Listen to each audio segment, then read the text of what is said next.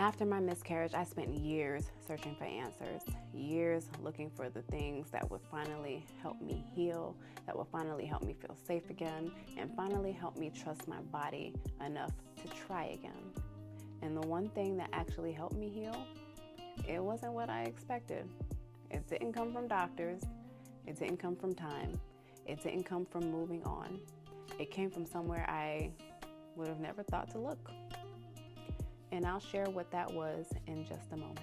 If you suffer from recurrent pregnancy loss and you feel like you've done everything right, you've tested, you've tracked your cycles, you've waited your time, and you're still not pregnant, you're not alone, but this might be why.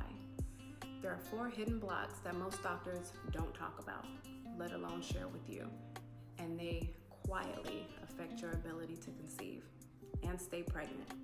That's why this Saturday, I'm breaking those hidden blocks down in a gentle, supportive session for women who want clarity before trying again. Not fear, not pressure, just the information you truly deserve. So click the link below to join me this Saturday as we uncover the 4 hidden blocks to conception that doctors aren't telling you about, and how to overcome them so you can hold your baby finally in your arms. I'll see you this Saturday. But first, I want to walk you through the journey that brought me to that realization. Because if you've been struggling to heal after your loss, or trying to reconnect with a body that feels foreign to you now, this is going to make everything make sense. Here's the thing, healing after miscarriage is not linear. It's not even logical. It's not as simple as just give it time. And it's certainly not something most women feel supported through. You carry the weight of grief, the confusion of not having answers, and the fear of ever going through it again. The world expects you to bounce back. Your calendar expects you to keep functioning. People expect you to be okay now. But inside, you feel like everything has changed. Your body, your heart, your trust, your sense of safety. And I want to talk about what happens in that space, the space between the loss and the healing, because that's where the story really begins. There are some things that people told me would help, but it didn't. After my miscarriage, I tried everything people said would help. I tried to stay busy. I tried distracting myself. I tried convincing myself that it was just bad luck.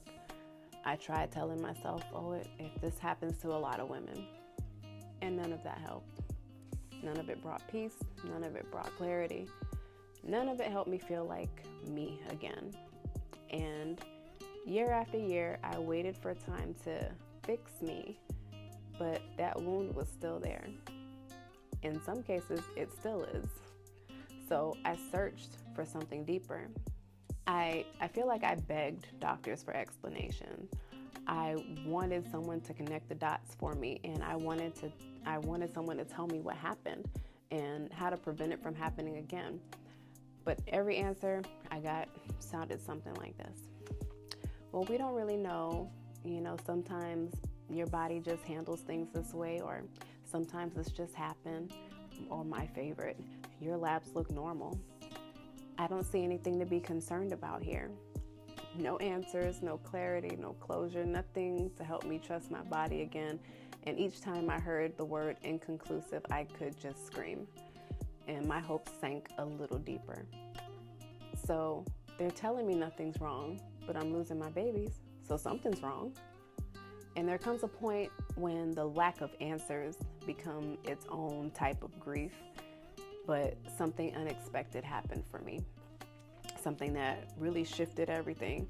And this is where the story kind of takes a turn, but not in the way you might think. There was a point in my journey where I hit emotional exhaustion. I wasn't angry anymore. I was just tired. I was tired of searching, tired of blaming myself, tired of feeling like my own body was a stranger. Definitely tired of the doctors not knowing, tired of trying to make sense of things that felt senseless. So I did something I had never done before. I stopped. Not forever, but dramatically, just for a moment, I slowed down. I got quiet. I allowed myself to feel instead of fight, to reflect instead of resist, to soften instead of push. And something began to shift inside of me. At first, it was subtle, just a little space, a little calm, a little clarity. But over time, that stillness opened a door I didn't even realize had been closed. I didn't even realize the door was there. And that's where the answer I'd been searching for finally revealed itself. So here it is.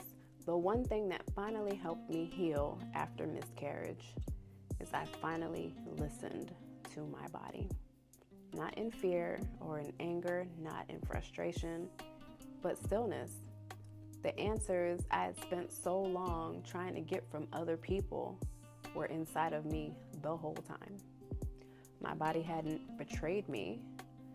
My body had been communicating. My body wasn't the enemy. My body was the storyteller. And for the first time, I was quiet enough to hear it. When I finally listened, I understood what inflammation felt like. I finally understood when something was off hormonally. I understood when I needed rest. I understood when something I was doing was pushing me too hard. I understood when I was ready, and I understood when I wasn't. My body didn't fail me. I had just never been taught how to hear it. Stillness is what brought the clarity. Listening is what brought the healing. And this is why listening matters.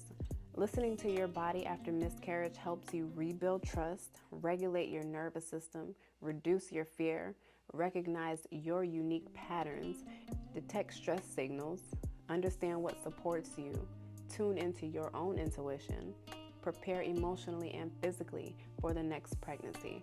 Your body is not silent. Your body is not your enemy. Your body is wiser than you think. And when you slow down long enough to listen, you begin to heal. So if you're ready to reconnect with your body and want a gentle step-by-step guidance to prepare your mind, your hormones, and your heart for a healthy pregnancy after loss, my ebook, Finally in My Arms, was created exactly for this reason. It's the roadmap that I wish I had. The emotional, physical, and spiritual steps that helped me to trust my body again and prepare for the babies I would later carry. If you feel called to begin that journey, the link is in the description. No pressure, just support whenever you're ready. So now you know the one thing that finally helped me to heal. I hope you give yourself permission to slow down, to breathe, to reconnect, and to trust that healing is happening inside of you, even if you can't see it. Your story is far from over. Motherhood is not lost, and your body is not broken.